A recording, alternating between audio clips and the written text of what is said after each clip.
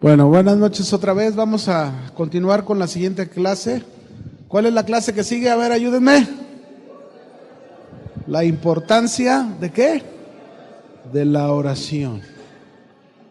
¿Cuántos han aprendido ahora en el estudio de la oración? ¿Cuántos han aprendido en su vida diaria sobre su tiempo de oración? ¿Ha aprendido usted? ¿Sí? Ok, espero que de verdad esté poniendo en práctica lo que Dios nos ha estado enseñando. Vaya conmigo a un texto, Isaías 56:6. Hoy vamos a hablar un tema que yo le he titulado Buscando siempre la ayuda de Dios. Buscando siempre la ayuda de Dios. Isaías 55, versículo 6. Dice ahí: buscad a Dios mientras puede ser hallado, llamadle en tanto que está cercano. ¿Qué palabra Dios nos da a través de este escrito en Isaías? Isaías nos está diciendo, mis hermanos, nos está diciendo que busquemos siempre al Señor mientras Dios esté cerca de nosotros. No sea que llegue un día en nuestra vida que se encuentre lejos Dios de nosotros. Y no tanto, fíjense bien, no tanto está diciendo el profeta, no tanto porque Dios sea el que se aleje de nosotros. No. Dios, mis hermanos, nunca planea apartarse de nosotros.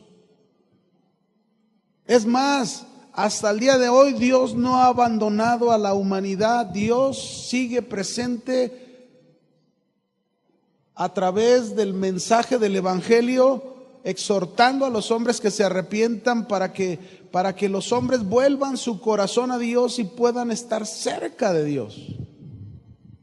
Así que el problema no es que Dios planea apartarse de nosotros, pero escuche lo que le voy a decir. Pero a menudo o de continuo, somos nosotros los que nos apartamos,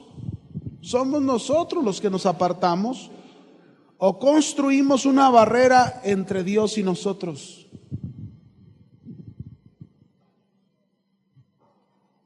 ¿Alguien de nosotros, porque no estamos exentos a pasar tragedias, a pasar circunstancias difíciles, ¿sabían?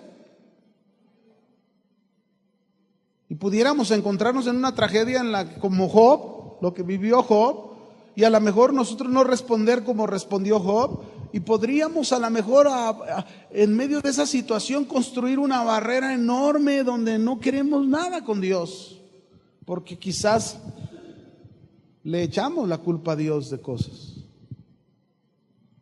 Pero no es Dios el que se aleje, como está diciendo este versículo. Busca a Dios mientras puede ser hallado, llámale en tanto que está cercano.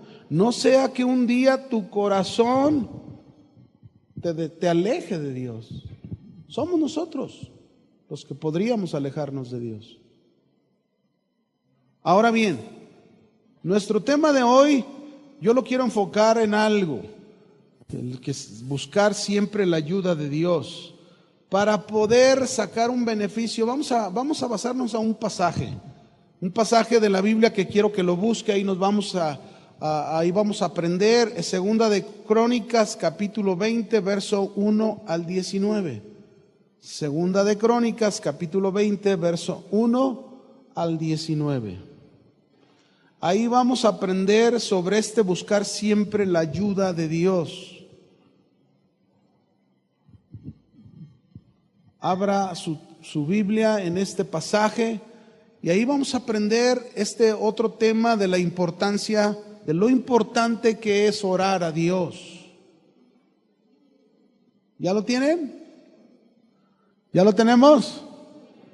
Ok, antes de comenzar a estudiarlo, déjenme darles un poquito de la narración. Esta historia que vamos a leer, que vamos a analizar y que vamos a aprender ese buscar siempre la ayuda de Dios, nos habla de un grande problema que enfrentó el pueblo de Dios llamado el pueblo de Judá o la tribu de Judá. Y se nos habla de una invasión de los moabitas y los amonitas y otra tribu más que se unieron, se aliaron estas tres tribus para hacerle guerra a Josafat y al pueblo de Judá. Y es por esta historia que nosotros podemos aprender principios que nos van a enseñar el cómo buscar siempre la ayuda de Dios. ¿Cuántos de ustedes quieren aprender a buscar siempre la ayuda de Dios en su vida? Muy bien, empezamos. Verso 1 de Segunda de Crónicas 20. ¿Lo tienen? Dice: pasadas estas cosas, las anteriores, aconteció que los hijos de Moab y de Amón, y con ellos otros de los amonitas, vinieron contra Josafat a la guerra. Vamos a ver qué aprendemos en primer lugar de aquí. Aquí podemos ver tres tribus que se aliaron como enemigos de Judá. ¿Qué representan en aplicación a nosotros estas tres tribus como enemigos? ¿Cómo podríamos aplicar nosotros esto a nuestra vida en el siglo XXI, ¿no? ¿Cómo podemos aplicarlo? Vamos a sacar algunas. El primero, uno, podríamos aplicar de estos enemigos toda circunstancia o toda situación difícil. Repito, vamos a aplicar toda circunstancia o toda situación difícil que se levanta en contra de nuestras vidas. Ese podría ser un enemigo para ti. ¿Sabías? Esa circunstancia, esa situación difícil que de repente apareció en tu vida, le puedes llamar a lo mejor un problema fuerte familiar, podrías hablar de una enfermedad, podrías hablar de un accidente X, podrías hablar un hijo perdido, metido en las drogas o metido en otros asuntos que uno no quisiera. Eso es una situación fuerte, difícil, dolorosa, y se convierte como en un enemigo de tu vida, porque ese puede irte minando si tú no sabes buscar siempre la ayuda de Dios. Podría eso incluso acabar con tu vida y deteriorarte y hasta enfermarte, ¿sabías? Pero no solamente podríamos aplicar estos enemigos a eso. Dos, podríamos aplicar también estos enemigos de guerra a los enemigos que tú y yo tenemos, aparte de las circunstancias y situaciones difíciles. ¿Cuántos conocen cuáles son sus enemigos que la Biblia nos menciona? ¿Sabían que la Biblia nos menciona varios enemigos? ¿Sabían o no? Tenemos varios enemigos.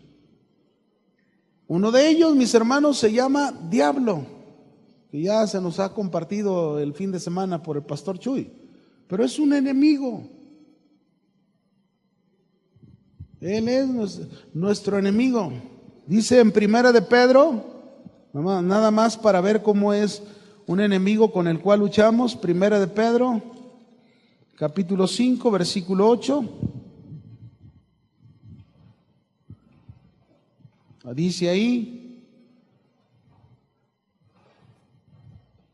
sed sobrios y velad, porque vuestro adversario el diablo, como león rugiente, anda alrededor buscando a quien devorar. Y si dice que nuestro adversario el diablo, quiere decir que el diablo, esta palabra adversario, es nuestro enemigo. ¿Por qué debes buscar siempre la ayuda de Dios? Porque tú tienes enemigos, no solamente enemigos de circunstancias y situaciones difíciles que podrían apartarte y alejarte de Dios, sino también tienes un enemigo que su búsqueda, su propósito es alejarte de Dios. ¿Y cómo se llama ese enemigo? Diablo. Pero ¿sabían que no solamente el diablo es nuestro enemigo? Tenemos otro enemigo más. Primera de Juan, capítulo 2, versículo 15 y 17, al 17. Aquí hay otro enemigo más. ¿Lo tenemos? Dice: no améis al mundo, ni las cosas que están en el mundo.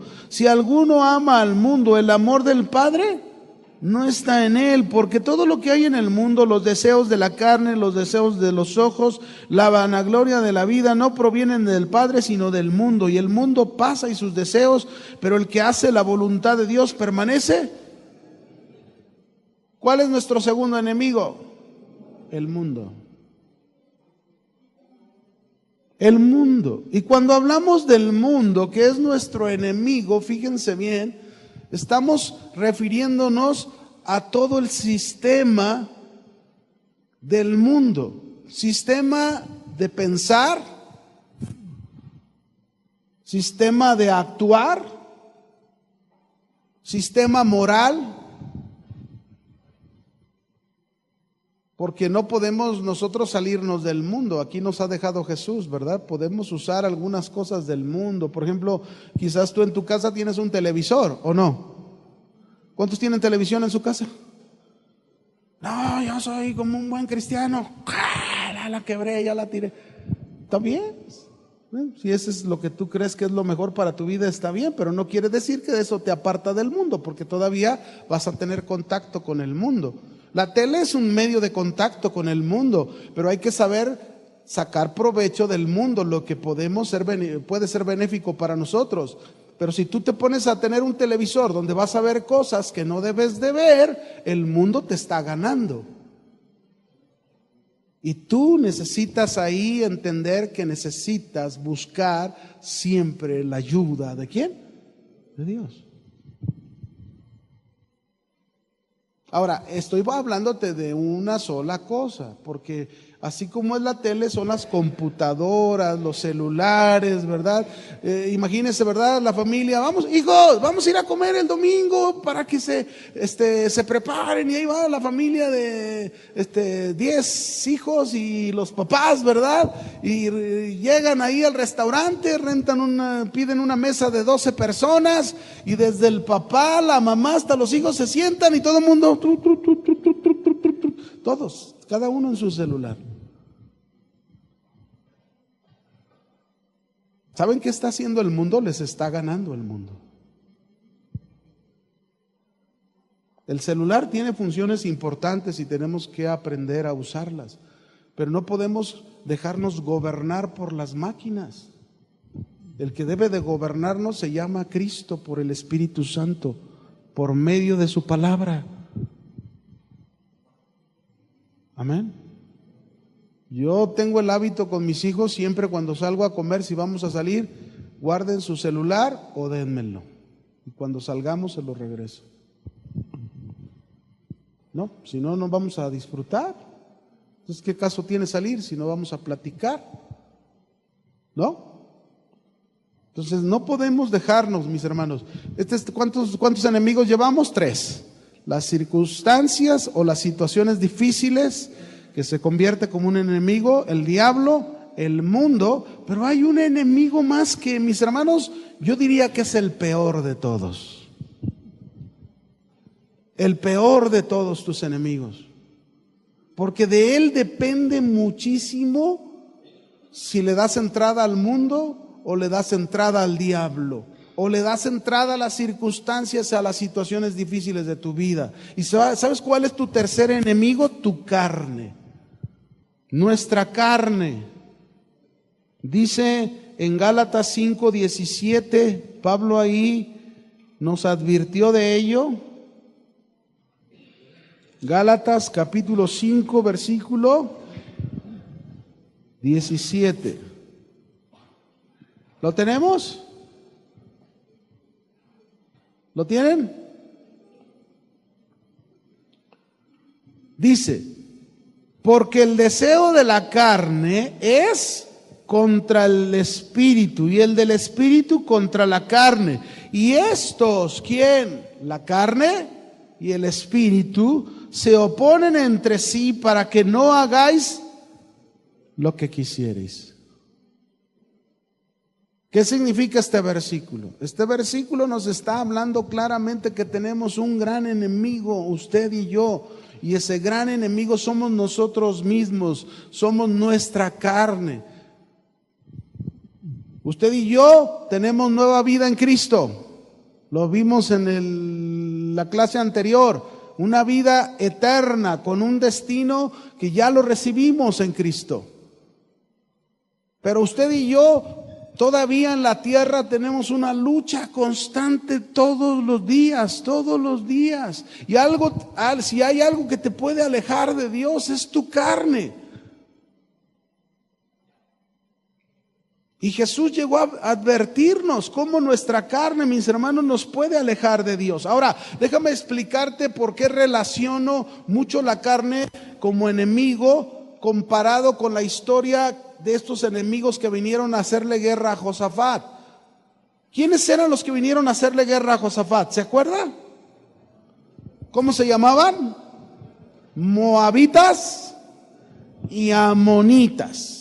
¿De dónde salieron estos dos tribus? ¿De dónde surgieron los amonitas y los moabitas? ¿Sabían ustedes que estos surgieron como hijos de Lot? En el incesto que cometieron, la inmoralidad sexual que cometieron sus hijas al emborracharlo y tener relaciones sexuales con su padre. Las dos hijas que escaparon de Sodoma con su padre, porque la esposa, si se acuerdan la historia, se convirtió en estatua de sal por voltear atrás, ¿verdad? Y ellas dijeron que para que perpetuara su descendencia, pues tuvieron que cometer incesto. Y el incesto hizo que nacieran dos tribus, de Amón y de Moab. De ahí surgieron de Moab los moabitas y de Amón surgieron los amonitas. Estas dos tribus, mis hermanos, entonces representan la carne. Los amonitas y los moabitas representan nuestra carne, los deseos de nuestra carne. Mira lo que dice Romanos 8:7, hablando de esta lucha con este enemigo fuerte, la carne. Romanos 8, verso 7, ¿lo tienes? Dice, por cuanto los designios de la carne son enemistad contra Dios, porque no se sujetan a la ley de Dios, ni tampoco pueden. Óigame, ¿saben cuántos amonitas y moabitas venían a pelear contra Josafat? Era una enorme multitud. Enorme. Esto quiere decir que el poderío del enemigo de Judá era terrible.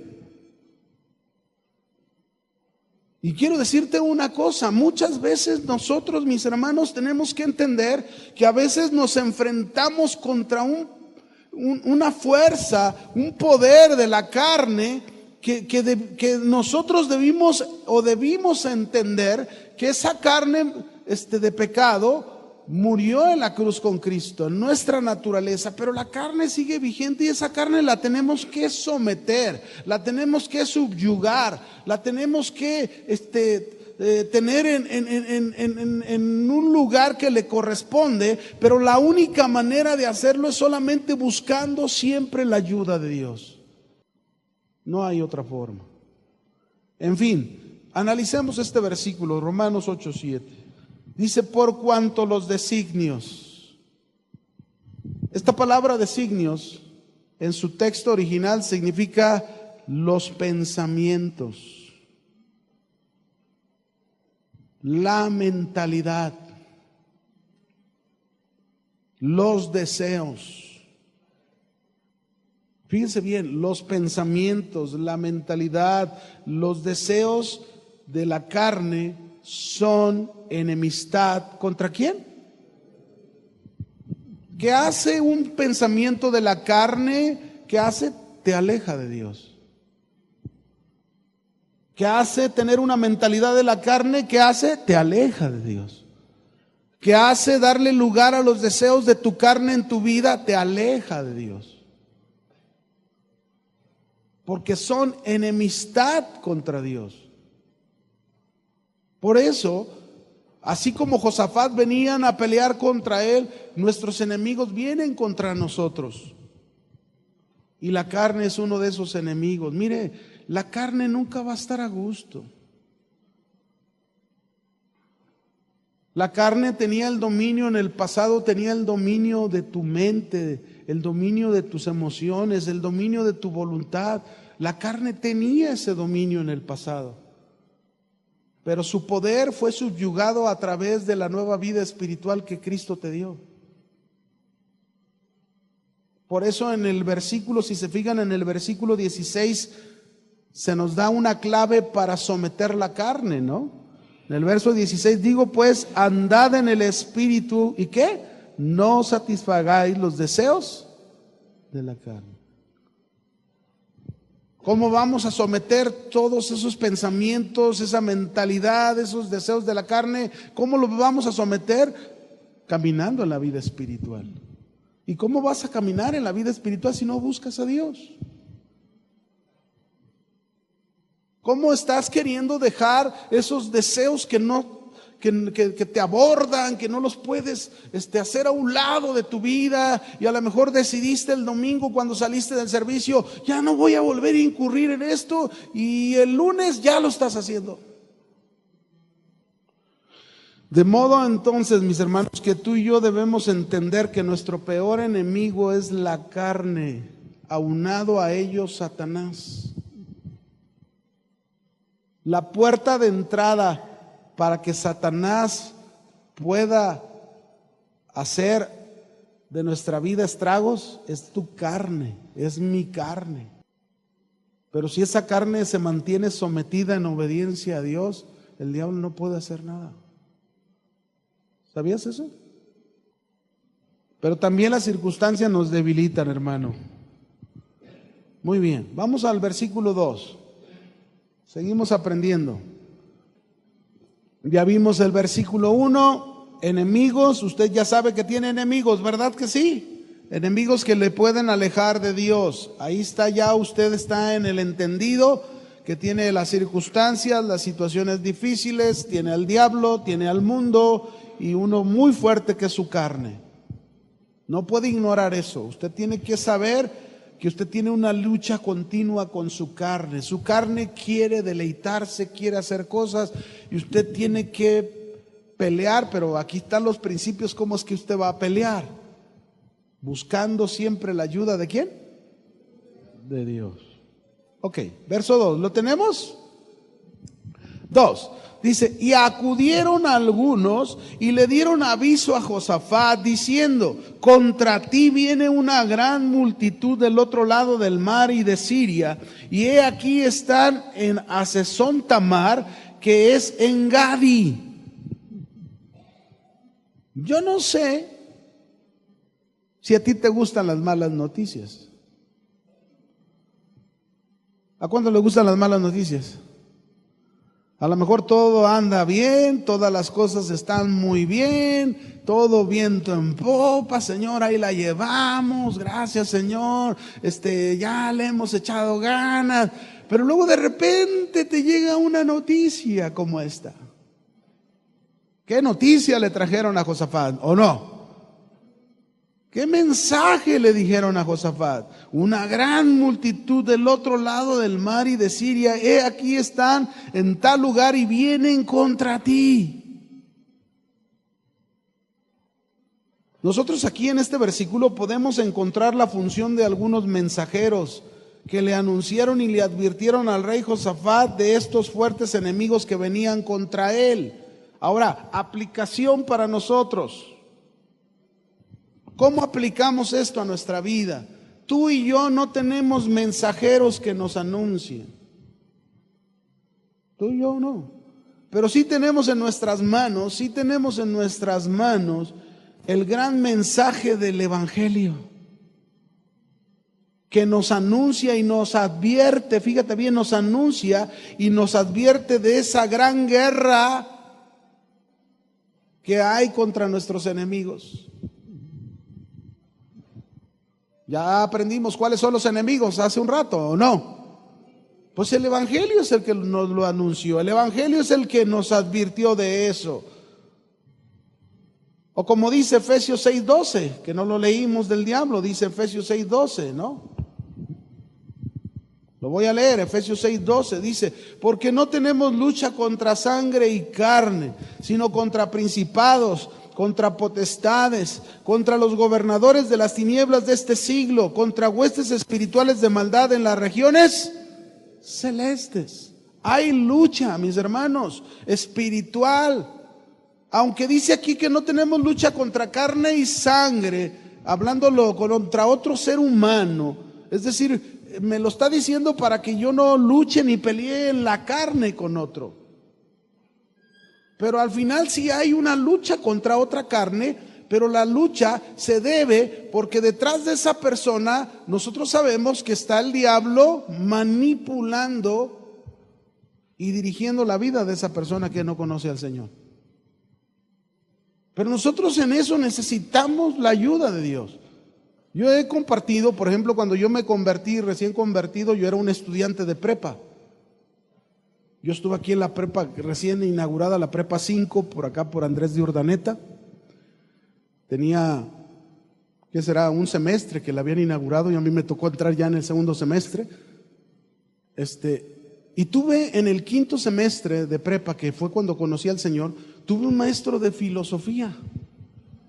Y supo, desde el momento que supo que yo era cristiano, no sabe cómo me empezó a hacer la vida difícil en esa clase. Difícil, era una batalla espiritual, porque yo no podía pelear físicamente contra este hombre. Imagínense, si me pongo a agredirlo, pues peor, pierdo. Me corren de la prepa, ¿no? Porque ganas sí me daban de ponerle unos buenos moquetazos, ¿verdad? Digo, en la carne me daban ganas, pero el Señor, tranquilo, ¿verdad? Y al final me reprobó. Dice, qué tremendo, es el diablo queriéndonos sacar de onda. Tú joven, apenas estás conociendo al Señor y Señor, pues si yo hice todo lo que tenía que hacer, hice mi examen bien, ¿por qué me está reprobando? No, pues yo Señor, ayúdame. Y imagínense, me complicaba la situación porque yo trabajaba en la mañana, estudiaba en la mañana y trabajaba en la tarde. Y para poder seguir el siguiente semestre sin perderlo, tenía que estudiar esa materia por la tarde y todavía cursar por la mañana. ¿Y cómo le iba a hacer si tenía mi trabajo? Yo no podía dejar mi trabajo. Mi padre en ese tiempo no podía sostener, uno desde joven, desde la secundaria, prepa, uno tuvo que pagar sus estudios para salir adelante. Eso a nosotros nos tocó así la vida y dijimos, bueno, hay que entrarle.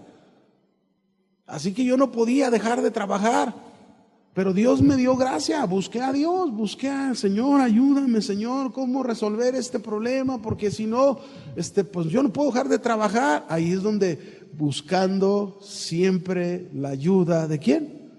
De Dios. ¿Contra quién? Nuestros enemigos.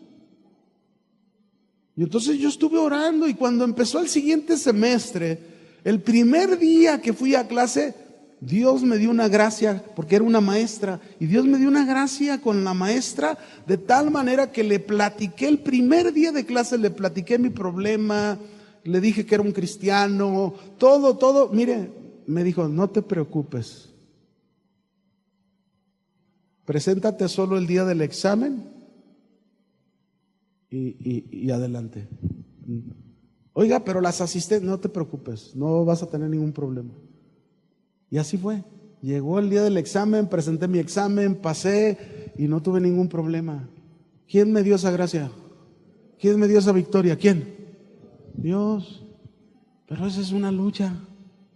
Te vas a encontrar con muchas luchas, pero tienes que entender que detrás de esas personas hay una batalla espiritual. ¿Cómo la vas a ganar? Buscando siempre la ayuda. ¿De quién? De Dios. Buscando siempre la ayuda de Dios. Escuchen esto que les voy a decir, hermanos. Nada de las luchas que lleguemos a tener, nada, por circunstancias, por el diablo, por la carne, es algo que nos debe de sorprender. ¿Por qué? Porque el Evangelio ya nos advierte de eso y debemos estar preparados como cristianos que somos.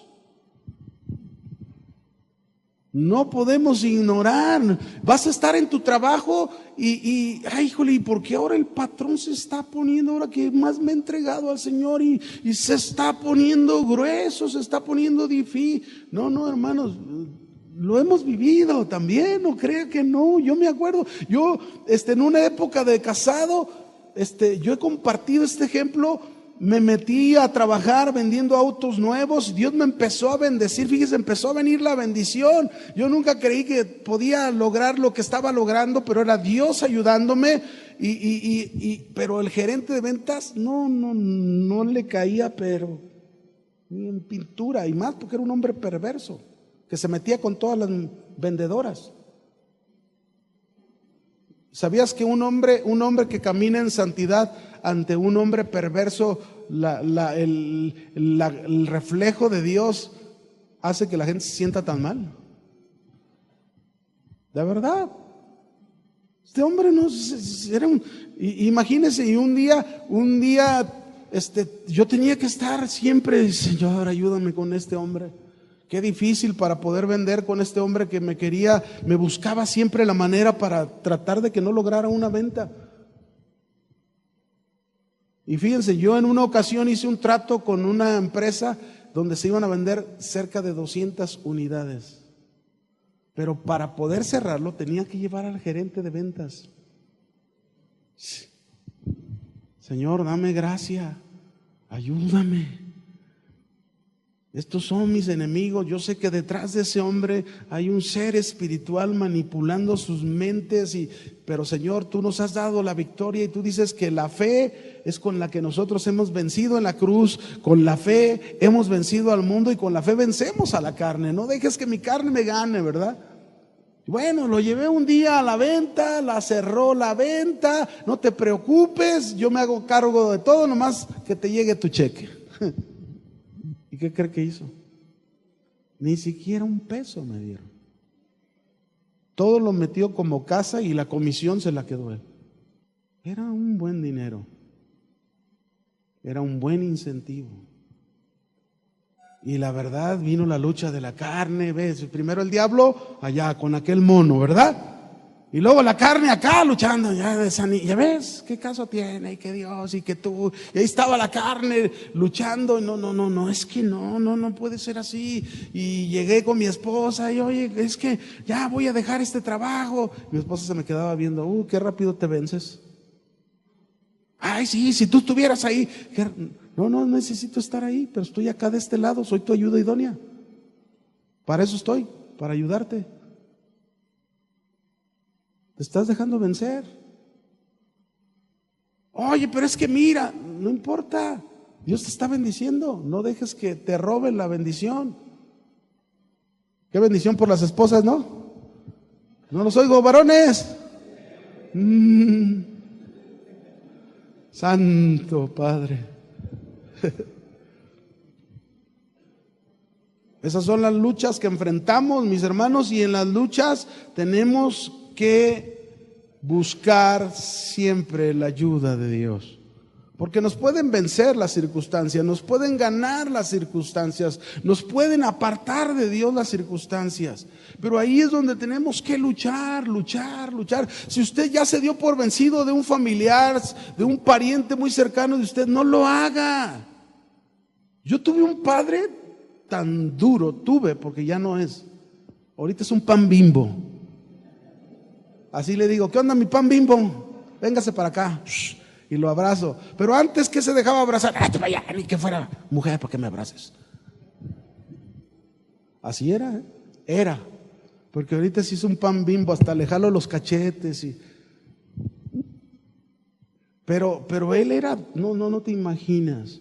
Y ahí era una batalla, buscando siempre la ayuda de Dios. Señor, para ti no hay imposible. Señor, no hay piedra de corazón que tú no la puedas hacer de carne. Y no fue en un año, mis hermanos, fueron muchos años de estar orando por mi padre. Esas son las batallas. Pero ¿cómo las ganamos las batallas? ¿Solos? No, hermano, solos no podemos ni... Es más, ni con la mosca, ahí andas con el ese para matarla. ¡Ah! No. Y te sale y oh. Pero con el Señor, mis hermanos, sí se puede. Por eso es importante buscar siempre la ayuda de Dios. Así que yo ahí estaba, Señor, y no creo que nada más por mi padre, por cada uno de mis hermanos. Pero yo hablo de ese hombre que no se daba su brazo a torcer. El peor enemigo de mi casa fue mi padre. Imagínense, los dos, él era, bueno, ya no me gusta hablar de esto, mejor no hablo de eso. Pero me llevaba a lugares muy feos cada fin de semana.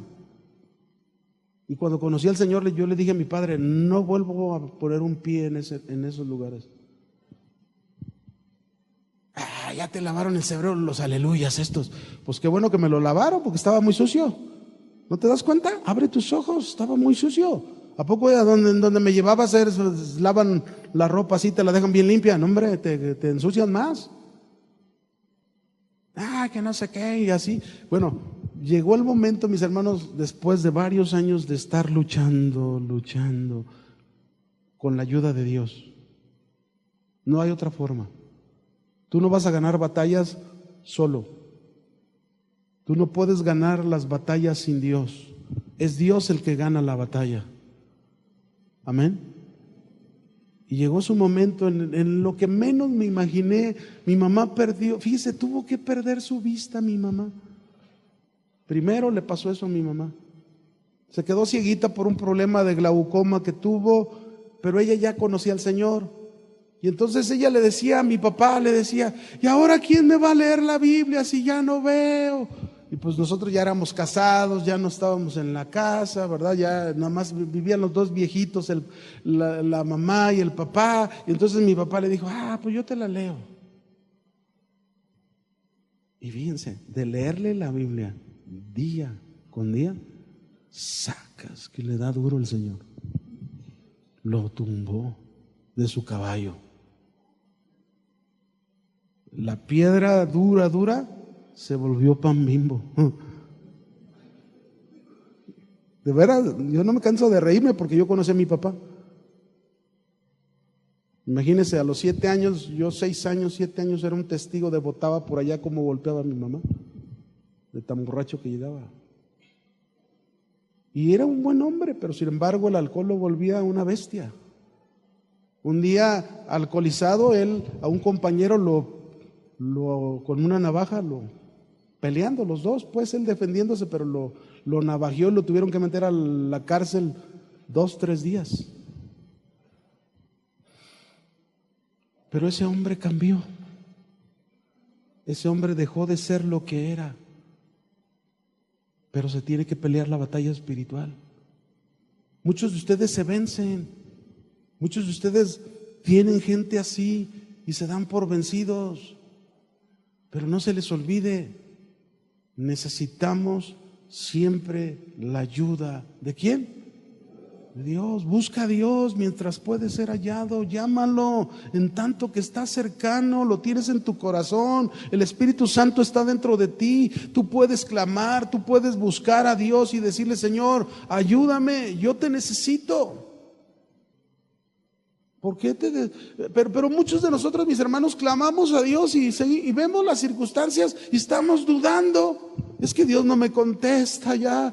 Pues ¿cómo te va a contestar si la Biblia dice que si dudas, eres como la ola del mar arrastrada de un lado para otro. Y dice ahí que no espere quien tal haga que va a recibir cosa alguna. ¿De quién? De Dios. Necesitas dejar de dudar, necesitas dejar de desconfiar en Dios y en su palabra. No se puede así, mis hermanos. ¿Por qué debemos buscar siempre la ayuda de Dios? ¿Por qué? Yo creo que aquí nos vamos a detener en este versículo. Vaya conmigo al verso 3. Segunda de Crónicas 23. ¿Lo tiene? Entonces Josafat, él es Josafat, ¿qué tuvo? ¿Qué tuvo? Temor. Y Josafat humilló su rostro para consultar a Dios e hizo pregonar ayuno a todo Judá, y se reunieron los de Judá para pedir socorro a Dios, y también de todas las ciudades de Judá vinieron a pedir ayuda. ¿A quién vinieron a pedir ayuda? ¿A quién fueron a pedir ayuda? Algunos, mis hermanos, a veces tienen problemas económicos y lo que hacen es ir a pedir ayuda. Por ejemplo, si es un hijo, va con el papá. Ya está casado, ¿verdad? Pero va y pide ayuda a su papá. A veces, si no eres hijo, vas y le pides ayuda al angiotista. ¿Se dice así o no? Agiotista. Sí saben qué es eso, ¿verdad? Ay, o sea, el que preste dinero, pues. Van y piden ayuda ahí. Y se embroncan más y se meten en más problemas y se meten en más rollos. Pero ellos pidieron ayuda a Dios. ¿A quién pidieron ayuda? Ahora, déjenme decirle una cosa, que es lo primero que tenemos que ver. ¿Qué fue lo primero que enfrentó Josafat? Ya vimos los enemigos, ya vimos que vino un mensajero y le anunció que venían contra él, y después de eso, él tuvo temor. Escúchenme. El temor, en este caso, era porque Josafat estaba consciente, mis hermanos, de su total incapacidad para enfrentar a tan grande multitud y poderío de sus enemigos. Muchas veces el temor, mis hermanos, nos puede paralizar. Tenemos que entender que tú y yo somos incapaces de vencerle al mundo, de vencerle a las circunstancias, a las situaciones difíciles. Somos incapaces de vencer al diablo y vencer nuestra propia carne por nosotros mismos. Necesitamos a Dios, necesitamos su ayuda para vencer. Por eso ahí estás desde hace 20 años. Ahora sí voy a ser diferente, vieja. Ahí están en los propósitos del 2018. Ahora sí te prometo, mi amor, que te voy a tratar como vaso frágil y no como cántaro de Tonalá. Y ya nomás empezó la segunda semana del 18 y ni siquiera como cántaro la trata. No, hermanos. El temor lo tenemos que quitar de nosotros. El temor es como un síntoma que si lo dejamos, la carne de ahí se va a agarrar, y no se diga el diablo. Y nos pueden hacer estragos. Nos puede causar muchos problemas. Nuestras luchas con nuestros enemigos, mis hermanos, necesitamos solo la fuerza de Dios, necesitamos el poder de Dios. Solo Dios nos puede dar la victoria. Amén. Solo Dios nos puede dar la victoria. No hay otra manera para vencer. Por eso es importante que aprendamos a buscar la ayuda de Dios. Busca la ayuda de Dios. Ahí está la esposa. Es que ya me cansé, este señor no agarra la onda. Pero tú sí agárrala. Agárrala, ponte en vez de pelearle a la carne, a la sangre,